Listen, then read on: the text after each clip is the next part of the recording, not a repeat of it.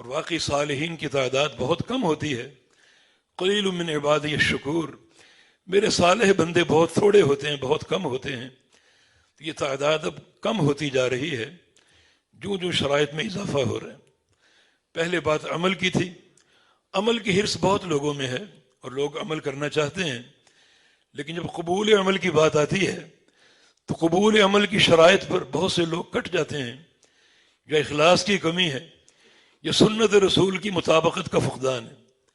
اور اس کے بغیر اگر عمل کرو گے تو قیامت کے دن کوئی پذیرائی نہ ہوگی.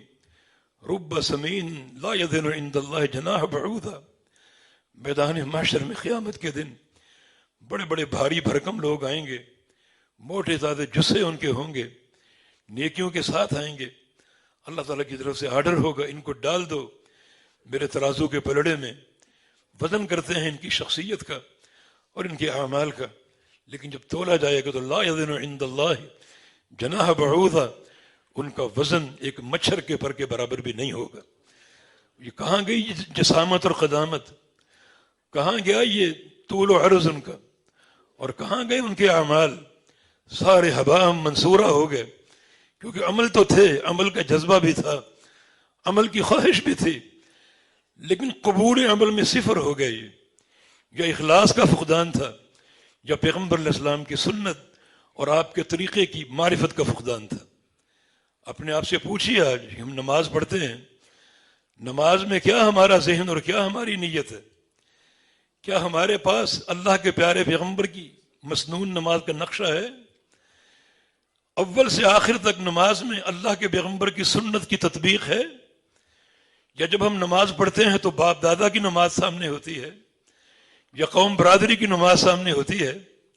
میرے دوست اور بھائیوں، اس نیت کے ساتھ اگر نماز پڑھو گے کہ ابا حضور بھی اسی طرح پڑھا کرتے تھے اور دادا بھی اسی طرح پڑھا کرتے تھے، وہ نماز اگر صحیح بھی پڑھ جاؤ تو اللہ تعالیٰ قبول نہیں کرے گا.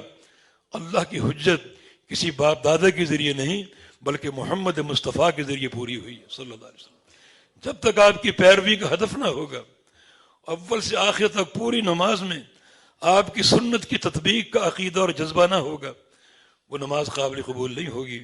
لقد کان لکم فی رسول اللہ اسوۃ حسنہ، تمہارے لیے مثال اور آئیڈیل اور نمونہ اور کوئی شخصیت نہیں ہے، صرف ایک ہی شخصیت ہے، اور وہ محمد الرسول اللہ صلی اللہ علیہ وسلم کی شخصیت ہے. یہاں طلباء العلم موجود ہوں گے، اس عبارت کی ترتیب پر وہ غور کریں. یہ تقدیم و تاخیر کس طرح حسر کا فائدہ دیتی ہے اور تاکید کا فائدہ دیتی ہے.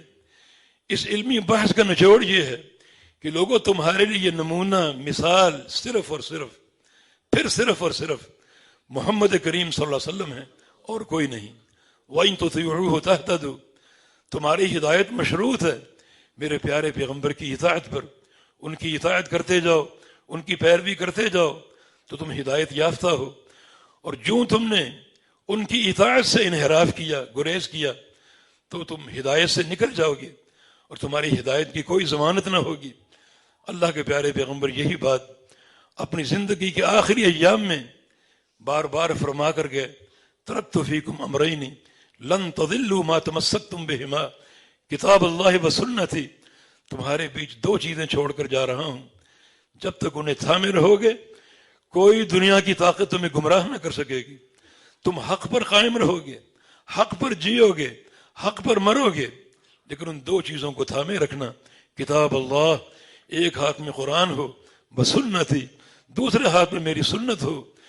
جب تک یہ تمسک برقرار رہے پوری مضبوطی کے ساتھ، تمسکوا بہا وعضوا علیہا بالنواجذ، اپنے ہاتھوں میں پکڑ لو اس کتاب و سنت کو.